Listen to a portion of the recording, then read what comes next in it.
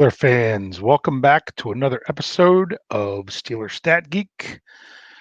This is Dave Schofield of Behind the Steel Curtain coming to you with some numbers from Steeler stuff from this past week and looking forward to what's coming up. So here we go. Boy, it's been a crazy couple of days for Steeler fans. It's been absolutely insane when it comes to behindthesteelcurtain.com and trying to figure out everything that's going on there. But as I could see, I already got some people coming in, seeing that we're here live on YouTube. If you're not ever able to join us, we go on generally sometime between 9 o'clock and 9:15 p.m. every Tuesday. And we're in here. I already see people in the live chat talking about the trade, talking about the injuries, talking about everything else going on. Just to let you know, we're going to do a little bit of talking. Then I'm going to turn and look at the live chat and see what people have to say there when it comes to some numbers or other things. Then we will come back and talk about this coming week. So let's talk about the week that was. There's several things to talk about. So we'll start off, we'll talk about the game. Let's talk about the game from Sunday. It was the 28-26 defeat to the Seattle Seahawks. It was the first time the NFC West has won a game in Pittsburgh with Mike Tomlin as the coach, but there was a lot of things that happened there. It was a tale of two halves because the first half was Ben Roethlisberger as the quarterback. Second half was Mason Rudolph as the quarterback. Unfortunately, as we all know now, that Ben Roethlisberger has been placed on the injured reserve list. He will be undergoing surgery sometime on his elbow, on his right elbow. It was reported that it is not Tommy John surgery. I thought it might be Tommy John surgery. That's exactly what I said I thought it was when I was watching the game with Brian Anthony Davis. I said, that's not good with his elbow. That could even be a Tommy John situation. And they're saying, whoa, whoa, whoa, hold on. And I'm like, it just didn't look good. I just didn't like how it sounded. It didn't sound like tendonitis or something else. So I don't know about you all. I got a little bit nervous yet excited when it came time for Mason Rudolph to come in. I really wanted to know what he could do in a regular season setting, and I'd give him a grade of a B or a B plus for coming in and doing what he did. But I want to talk about something from the game. A number that stood out for me is looking at the quarterback play from the first half to the second half. There was a little bit something different. And it's kind of also going to lead into what we want to talk about with this week. And that is, how well were the Steelers able to disguise what they were doing on offense when Ben Roethlisberger was playing versus when Mason Rudolph was playing? Some of this is numbers and some of this is feel. I don't know what you all think. So, but I feel that when Ben Roethlisberger was in the game, you kind of had a pretty good idea what they were doing every play. Not only us as fans, but if you were to look at their personnel and their formation, I believe that the defense knew what they were trying to do. And it's kind of almost been that philosophy of, we're going to do what we want to do, and we think we're good enough that we can do it no matter what you do. So you just try to stop it. We don't have to try to disguise anything. It kind of feels like that's been the mentality even for the past couple of years with the Steelers on offense. Now in the second half, then we start to get into, hey, let's change things up a little bit. Brian Anthony Davis said, hey, it looks like Randy Fichtner is actually the offensive coordinator. He's the one calling the plays. I love the flea flicker play. I 100% called the touchdown play as soon as they got the ball where they did, after the Devin Bush fumble recovery almost returned for a touchdown. Brian was saying, "Oh, we got to pound it in." I said, "Nope." Very first play, run a play action pass to Vance McDonald for the touchdown. He's like, "Yeah, right." He's like, "I'll take it though." Boom, exactly what it was. But we're going to talk about the play action pass in a little bit when we talk about coming up. But I want to talk about disguising things even with your formations, because I did some breaking down of some numbers of what the Steelers do when they're in shotgun versus when they're under center. Now, I already talked about this a little bit in my analyzing the loss by the numbers article that came out on Monday. So if any of you would check that out, you kind of know where we're going to be going with this a little bit. But this takes a little bit more. When the Steelers are in shotgun, they pass the majority of the time. It didn't matter if it was Ben Roethlisberger or Mason Rudolph. When they were in shotgun, which they were in shotgun more often than being under center, they passed over 80% of the time. It was almost identical between the two. I think they ran almost the same number of plays. Let me check and see. Yes, Rudolph ran 18 plays from the shotgun. Ben Roethlisberger ran 17 plays from the shotgun. Both of them handed the ball off for a run 3 different times. So there was that. So the Steelers don't run very much out of shotgun, but they actually run just as much out of shotgun as they do under center. They just don't go under center very much. So under center, when Roethlisberger was under center, he was under center 7 plays, and they ran it 6 times. So that's 86% of the time when Ben Roethlisberger lines up under center, it's a run. It's probably even higher than that if you go just beyond this game. That Ben does not like to throw the ball from under center. I don't know if he's not comfortable with the drop back. I don't know if he's not comfortable. We'll talk about another aspect of that when we get to play action. I don't know. But Ben Roethlisberger, I don't know if he just likes being able to. He feels like he sees the field better because he's already, he doesn't have to turn as much for the 7-step drop or whatever they're doing.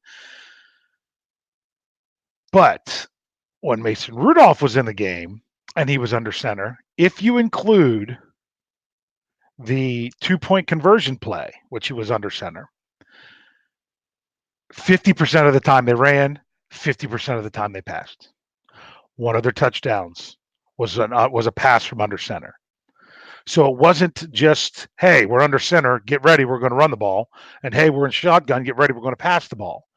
It seemed like there was a little bit of changing up. So those were some of the numbers from the past week that stood out to me, was the percentage of plays of run versus pass versus shotgun and under center. Now we can go back and look at other things. I threw out certain things of a positive was the 4 sacks in the first half, but what the killer was 0 sacks in the second half of the Steelers defense. I'm going to go ahead and take a look at the live chat now and see if there's anyone who wants to throw out any numbers from this past week that they would like to talk about from the game. And see if anyone says that. While we do that, we'll go ahead and talk about some of the situations going on with the 2 players going on IR and the roster moves from there. Obviously, Ben Roethlisberger went on IR Monday with the elbow injury. Okay. Then we had Sean Davis was placed on IR today after the trade last night for Minkah Fitzpatrick. The Steelers also promoted Devlin Hodges to the practice squad to be the backup for this week, and then they signed Paxton Lynch to the practice squad. The reason they brought him in is because he was still practice squad eligible, and they can put him on the practice squad and not have to carry 3 on the 53. So we're going to talk about the trade in just a minute. Ryan Kellerman, he brings up the 4 sacks. That was an improvement. I was upset that they couldn't get to him in the second half. I thought there was going to be a big sack day for the Steelers, but they just couldn't get home in the second half. I guess the counter adjustments weren't done quite well because I guess the Seahawks adjusted. The Steelers did not counter adjust quite well enough to get home. It might have also been, I did not go back and time any snaps. I didn't get the game. I didn't get to record the game to go back and watch it because I didn't have a game in my area. So I'm still waiting for it to hopefully show up as a replay on NFL Network. If anyone knows when that's scheduled, let me know. So that way I can go down and break some more plays. Here we go. So Ryan threw that one out there. Dennis has one. 100% confidence in Mason. I like that one. That's a pretty good one. So someone asked about it was what was the 2 teams' third down conversion rate? I looked at it was low. Both of them were under 50%. It was like a 4 out of whatever and 3 out of whatever. I can't remember exactly what it was.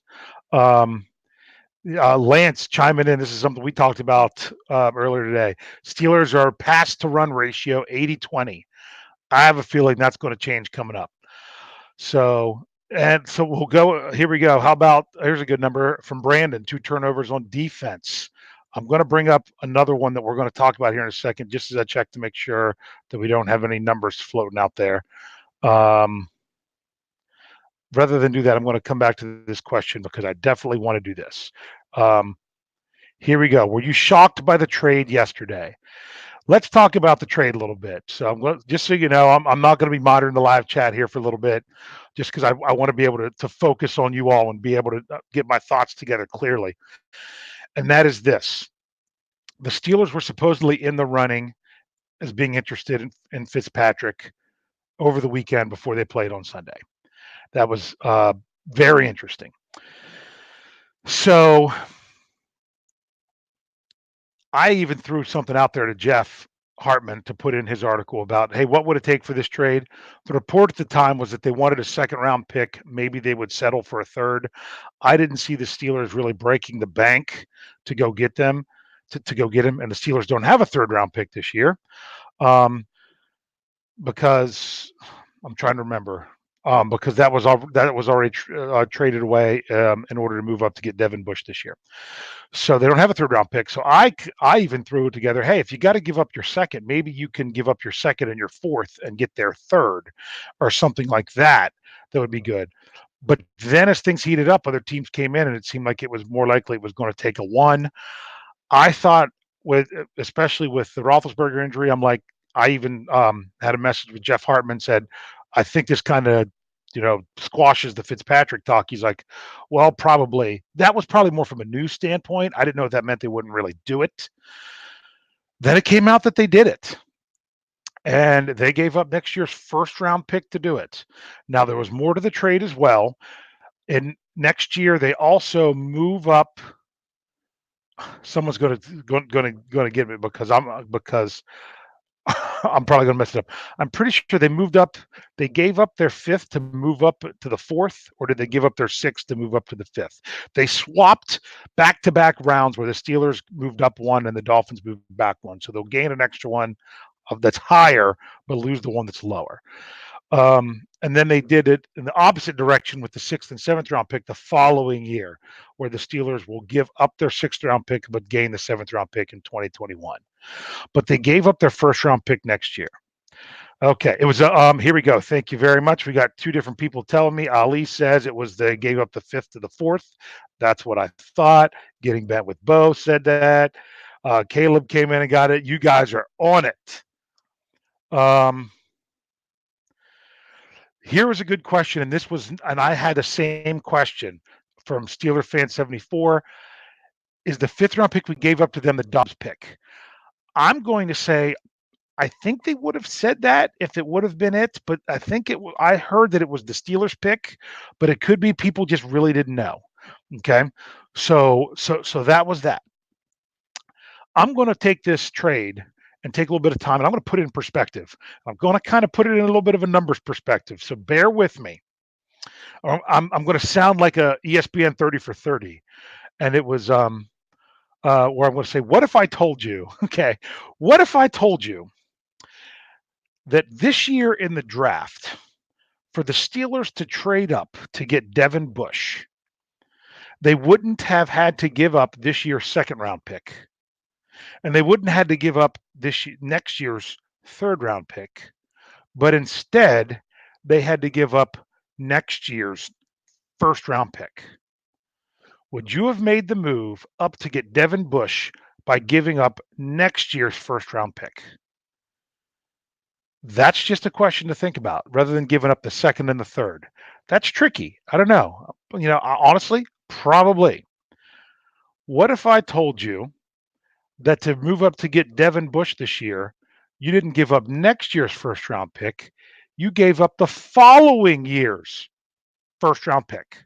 So you moved up in 2019 to get Devin Bush at 10, and you gave up 2021's first round pick. What if I told you you made that trade and didn't have to give up your own first round pick in 2019? Imagine if the Steelers moved up to get Devin Bush, still had their first round pick, at 20, and all it cost them was their first round pick 2 years from now. And let's say there are a couple low end stuff like, oh, they even gained a fourth by giving up a fifth, but lost a sixth by by getting a seventh. What if I told you that's what they needed to do to get Devin Bush? That's what the Steelers just did, but they did it 2 years ago to now. They, in essence, traded up to the 11th pick overall, still got to make their pick at, I'm pretty sure it was 24, 24, wherever they took Edmonds. They moved up to get that pick by giving up their first round pick 2 years from then. Now you're saying, but wait a second, he didn't play for us right away. True. Now imagine Devin Bush. Oh, I don't even want to say it. Now imagine, we'll say next year's, we'll say a future pick that we ever did this to. Don't want to tie this to a Steeler. The Steelers' first round pick ended up having to go on IR for the season, and they didn't get him. They didn't get him to start the season, but then they got him the next year. That's what you have in Fitzpatrick. But even better than that, he's got a year of NFL experience under his belt too, just not with your team. They still have him on the cheap for several years. They have the fifth year option with him. They, in essence, traded up to the 11th overall pick for a player without even giving up their first round pick. It just cost them their first round pick 2 years from now.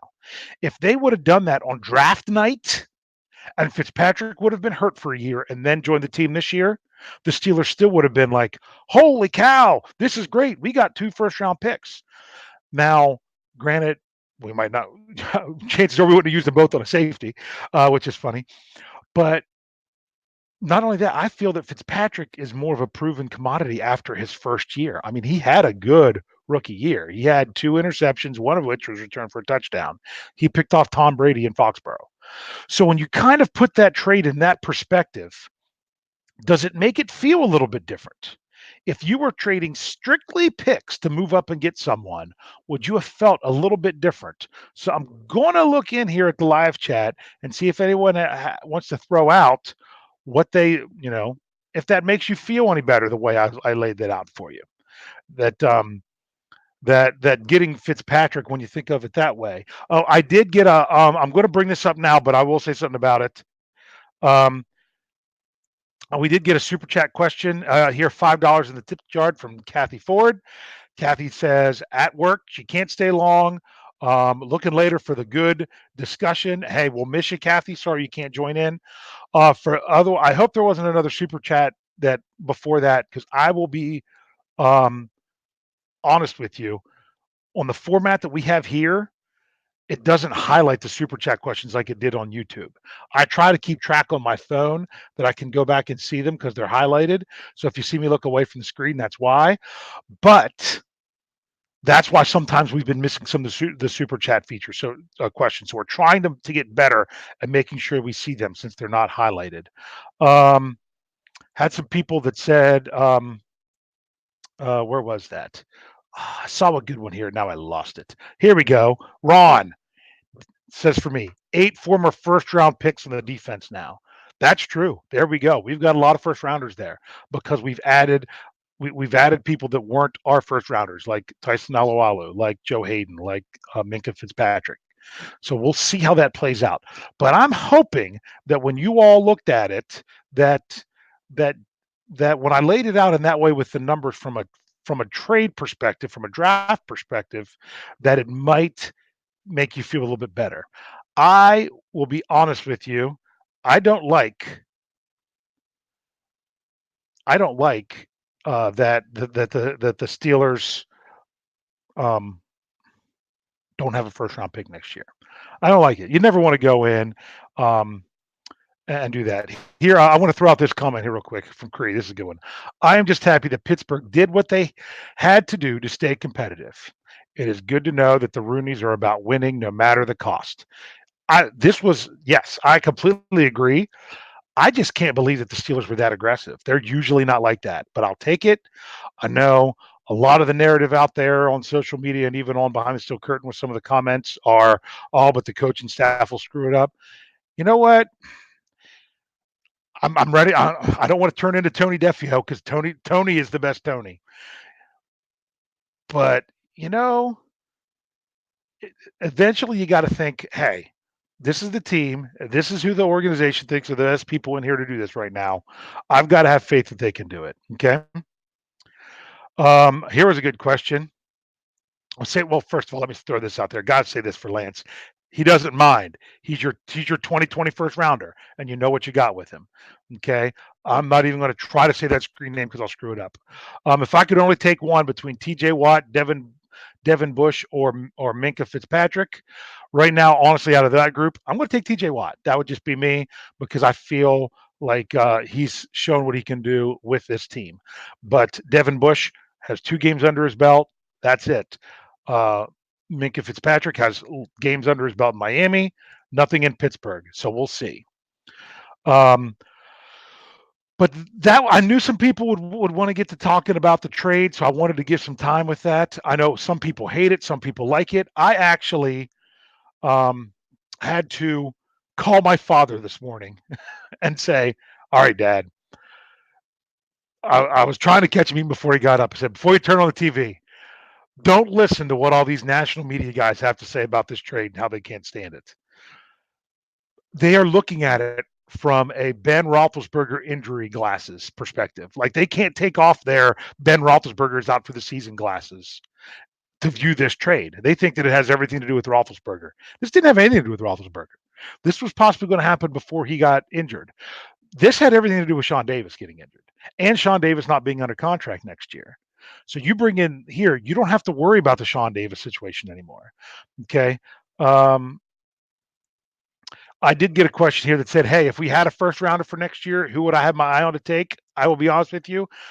I don't have time to watch college football. It's on a Saturday. I'm trying to get stuff done. I try to follow and see what it is. I don't know who's out there. I don't know exactly how that situation would play out with who would be good for the Steelers for next year anyway. So I don't know. We will that question will be answered best next April whenever Miami is either making that pick or trading that pick or someone else is making that pick next year and who would be available. You can think about that one. So I'm going to try to transition here now. For me, I already brought up how someone used the super chat feature on here, and I told you about the struggle of seeing it. If you don't know what it is, the super chat feature is where you can um, type in your question, and my suggestion is type in your question first because sometimes it puts the money in and there's nothing typed there. Type in your question first, hit the button, you can donate anything you want to the show. We throw it in what we call the tip jar that we use for various things and giveaways, which I got to talk to you about that in just a little bit. Um, and therefore, I will do my best to keep monitoring over here to make sure that I do not miss any of those questions. Now, something we've tried to start to do is that some people don't realize is we start a show and people just start firing off. This happened a lot in the post game show, firing off super chat questions right off the bat before anybody before the us podcasters even had a chance to really get talking about what we were talking about. Um, it's not that just as soon as you throw it out, I'm going to stop everything that I'm doing because you had a question. I like to do it when I open it up for questions or comments or anything like that. So if you're listening now and you've had a frustration with that with other podcasts, other live chats, keep that in mind that there's going to be a time when we get to that, and that's probably when you want to save your super chat questions. Or like I've said before, if people have fired a good question out there they wanted me to answer and I didn't get to it, when I say, "Hey, questions," type it again. So then that way we can try to see it. So I'm really skipping ahead and with everything, guys. Here, 2 quick things. I was asked, whose jersey do I have on? I have on, let's see if you can see it. I have on wrong shoulder, number 53, one Marquise Pouncey. If you can see that, that's the jersey I got going on today. Um, there was another jersey question in there, but then I lost it here. Um, someone said it was the 43. It was a question. I'm not going to be able. Here we go from Humberto. That says, "What jersey number is Minkah Fitzpatrick going to get?" He wasn't probably the only one who brought this up. I think I saw it from someone else.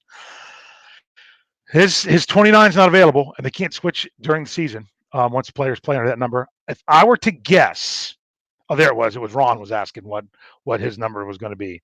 If I were going to guess any jersey number, I'm going to say 39. It's available. No one's in it. It's close to his 29.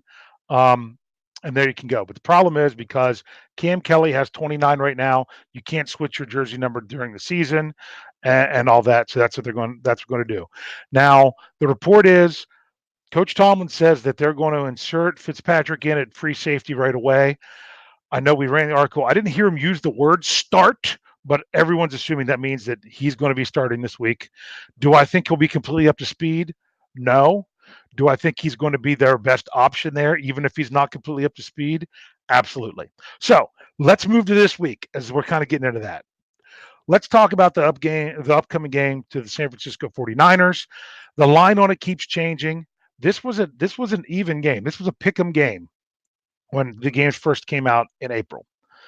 It was still a pick'em game on some sites as of Sunday.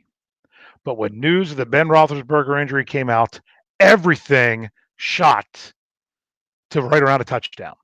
The Steelers are last night they were 7-point underdogs when I had to do that to run an article today. To now I just checked again tonight they are 6.5-point underdogs. So that's just what it is. And that's because there's so many unknowns. And that's why it was the title of the episode is what can we expect now going forward? You got Mason Rudolph as the quarterback. You've got a brand new free safety that they just traded to bring in. What can you expect from these Steelers? I mean, I could talk about how the Steelers haven't won in San Francisco since 1999. You know, we could bring up the Steelers' record under Mike Tomlin on the West Coast. It's not even worth bringing up Ben Roethlisberger's record on the West Coast because that's not a factor. So there's all these numbers that we could talk about, but there's so many unknowns going into this game. So this is what the crazy number I'm going to throw out to you, something very specific, and I kind of hinted at it. 10. I would like to see the Steelers run no less. Now, this might be ambitious. No less than 10 play action passes on Sunday. I'm going to be doing an article that's coming out this week about could the Steelers go back to more play action pass now with Mason Rudolph? I think absolutely.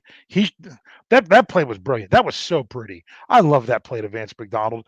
I mean, he faked the handoff. He even, bent over the ball, came back, boom, right there it was. Because the Steelers, for the last 2 years, thank you, Lance Williams, for getting me these numbers.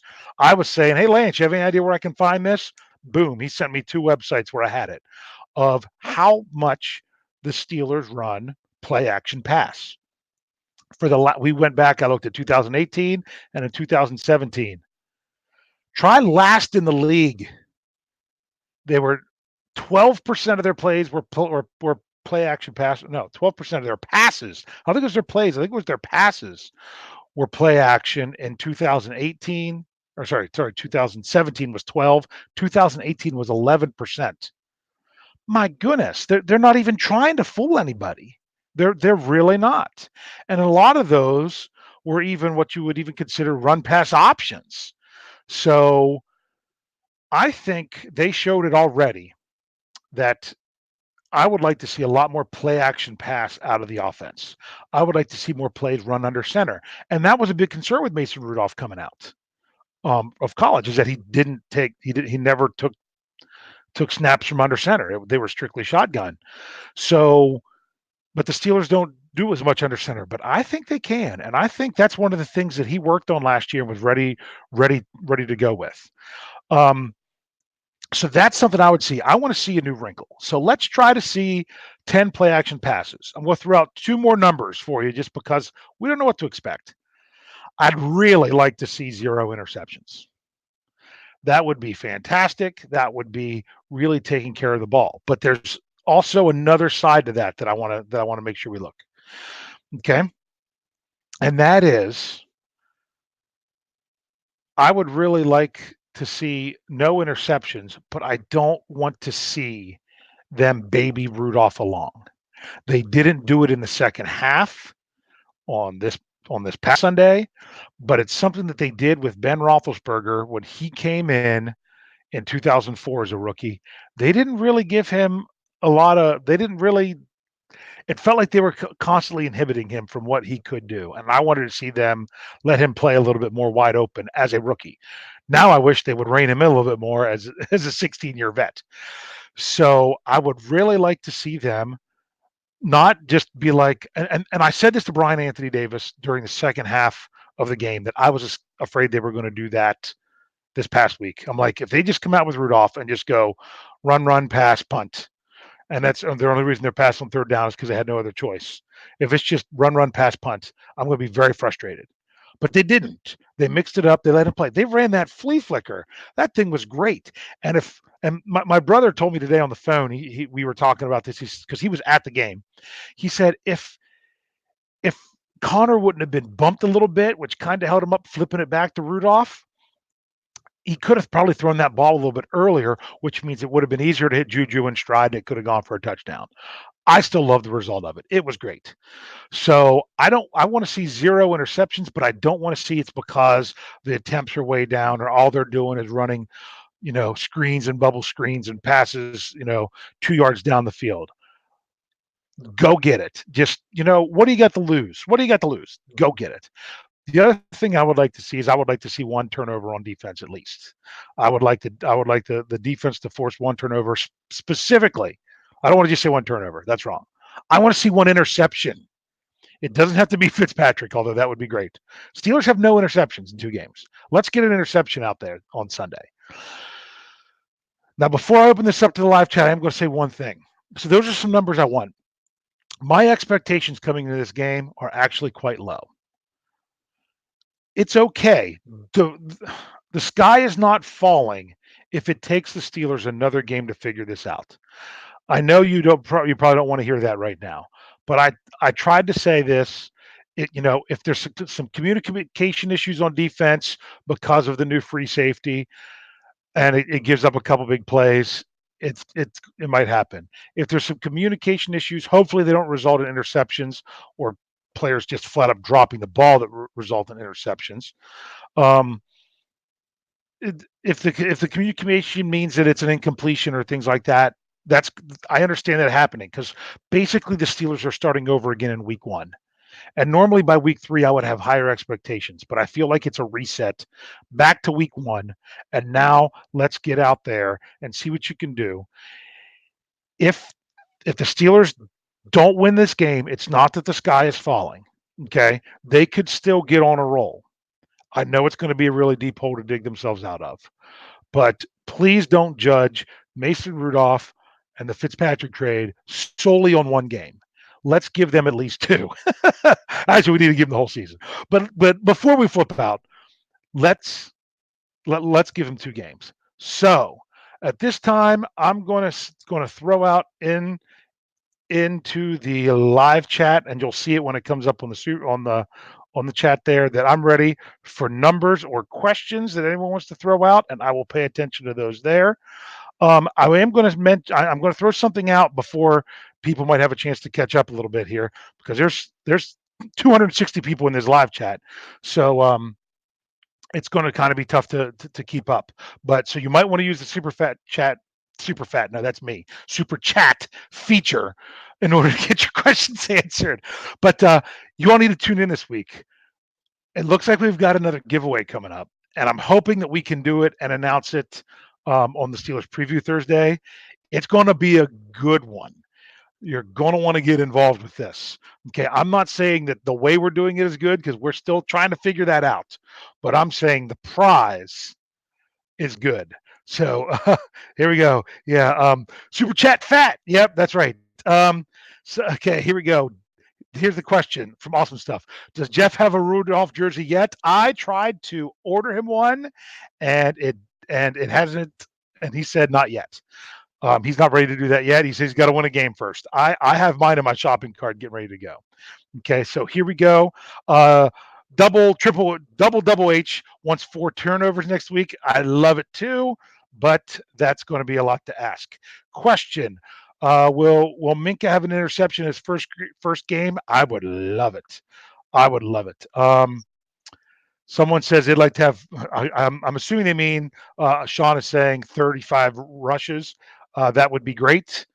if they're effective. I don't want them to keep running the ball if it's ineffective. That was my fear Sunday. Don't just run the ball to protect Rudolph. Run the ball if it's working. Okay.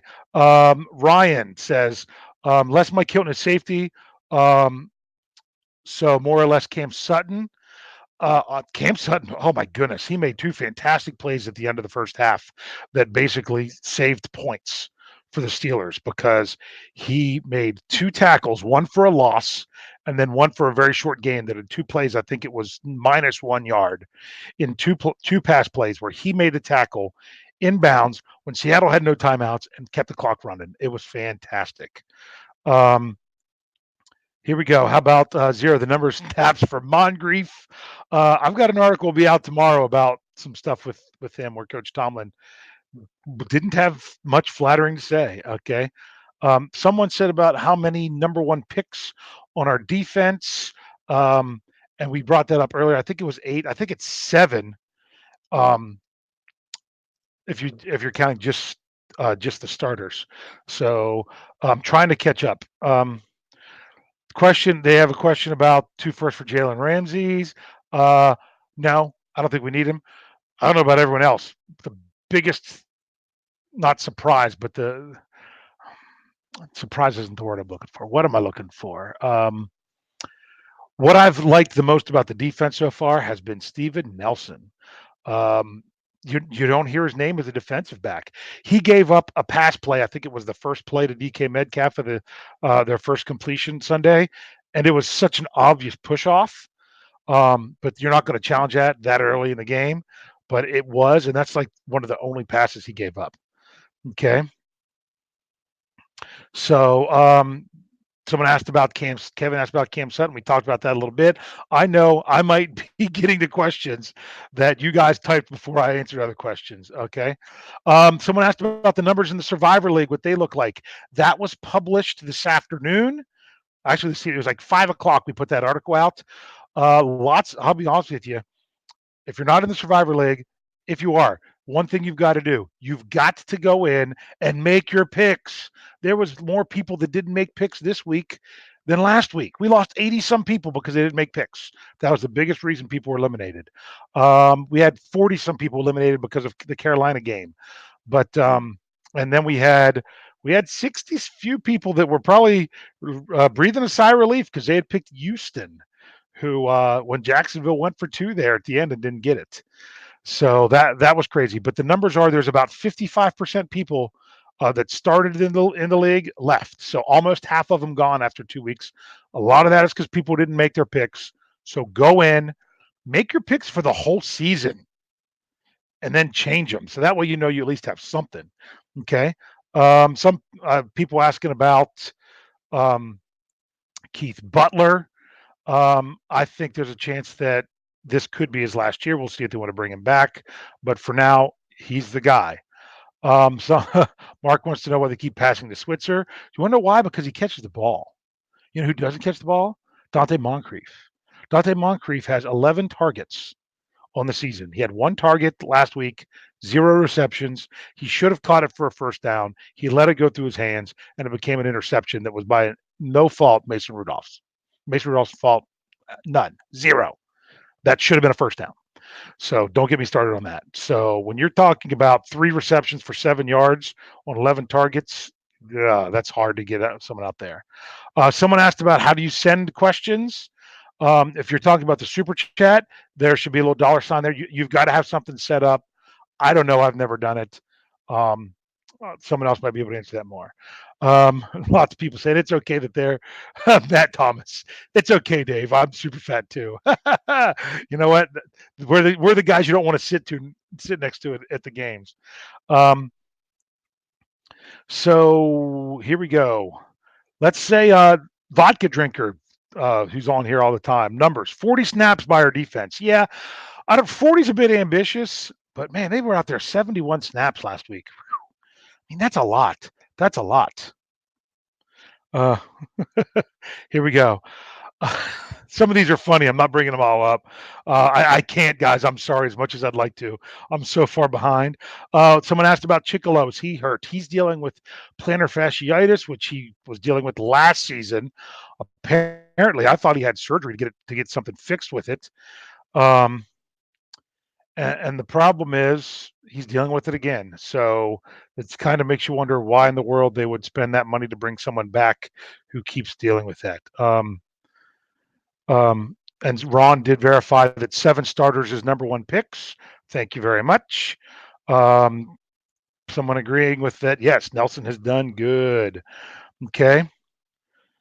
So, FYI, if you use bad language, I will not be bringing up your comment. Here we go. Snowman was $5. I completely missed this. I'm so glad I came across it. Has Jeff come off cloud 9 with Rudolph starting? Funny story. I'm going to say it. I don't know if Lance is still in the live chat or not. Him and I were going back with arguing over some terminology and how defenses are called between nickel and dime and base and even the dollar defense. Lance was talking about alignments. Me as a coach, I'm talking about this is all about personnel.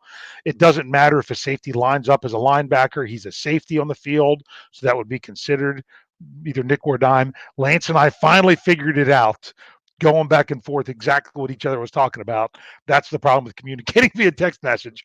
But all this time we're having it was a text with me, myself, and Lance and Jeff.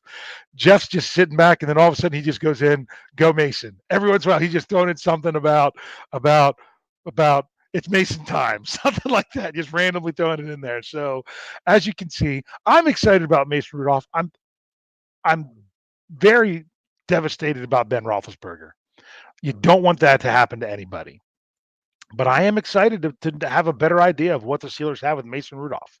So, um, so here we go.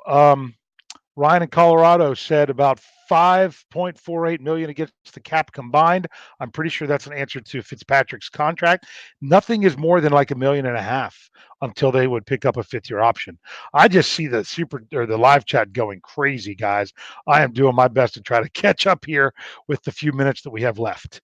Um, do I think Fitzpatrick makes Edmonds' job easier? The answer is going to be eventually. Eventually. Um, Another question with Ryan had, is Nelson better than Hayden? Right now he's playing great. I'm not saying that he is overall, but that's just the situation. George, I saw that you had a super chat, but you didn't have a question with it. If I come across your name, I'll see if I can find it.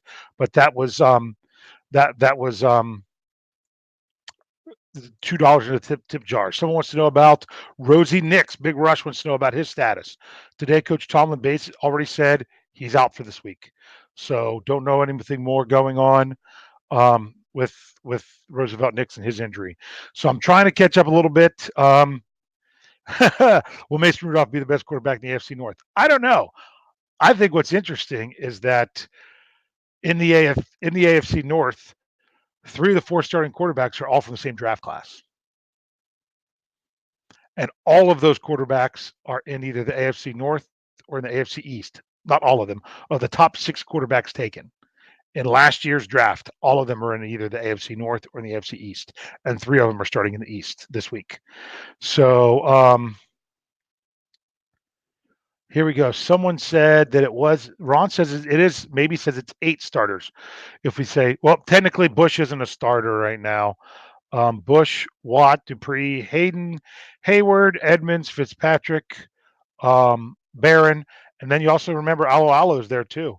So it's really close. I mean, that's a lot of first rounders they have on that defense. So um, I'm looking through here trying to catch up a little bit, guys.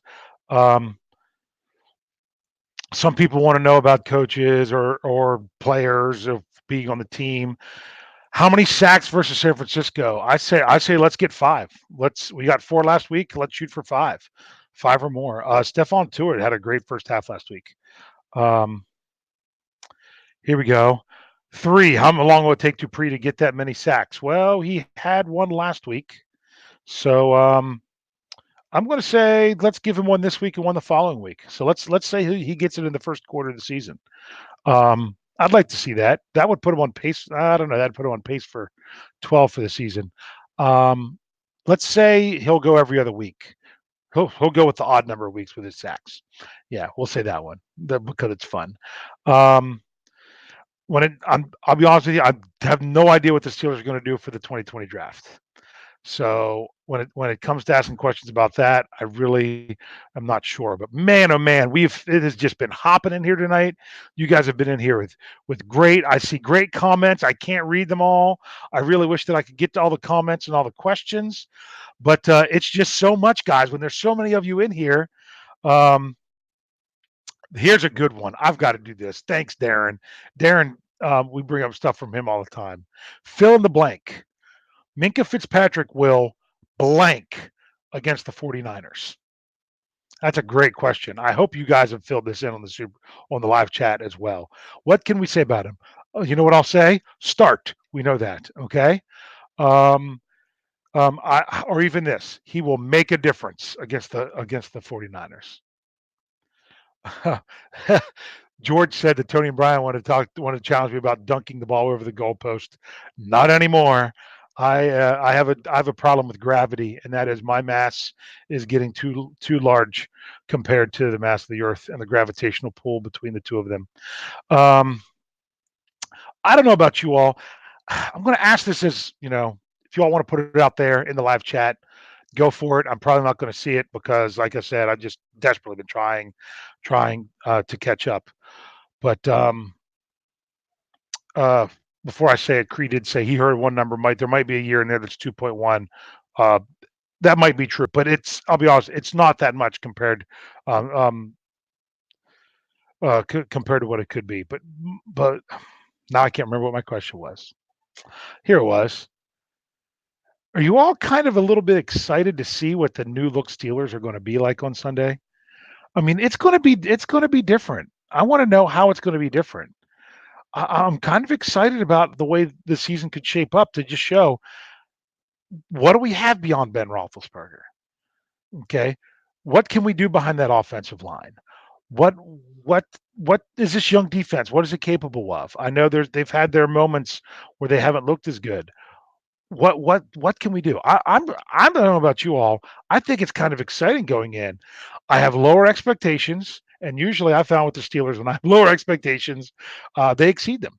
So that's what I'm going to say for this week. I'll tell you right now, if people threw out some score predictions, I saw with 27-21 earlier. Sorry, I don't remember who put it out there.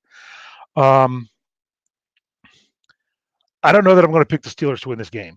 What I would like to see more than anything is the Steelers with 5 minutes left in the game to them still be in the game with a chance to win it. This past week, they were 5 minutes left in the game. They were still in the game.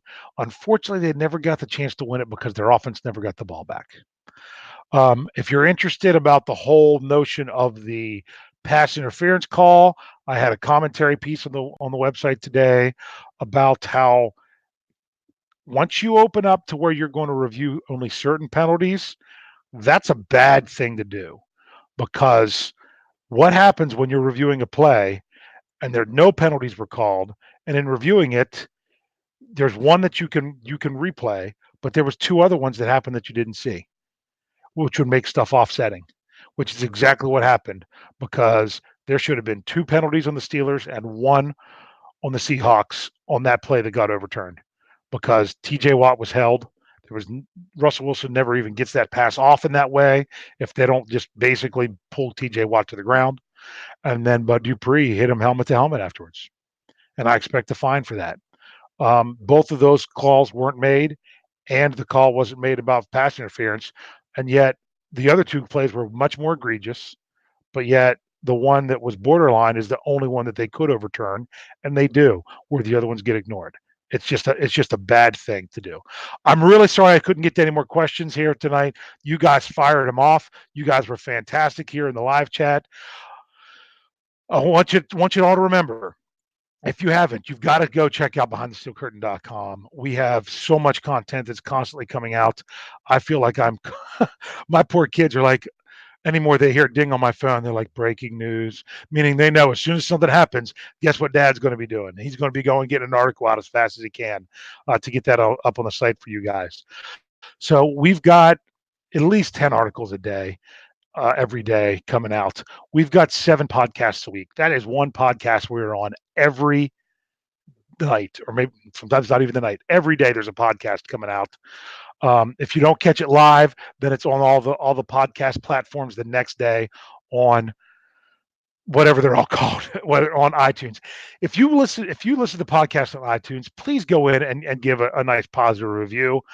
I listen to them on a podcast app, so I don't go in there. But apparently, there's some old reviews about where we've had audio problems in the past, and it'd be really nice to get some new reviews in there since we've switched um, everything over to YouTube.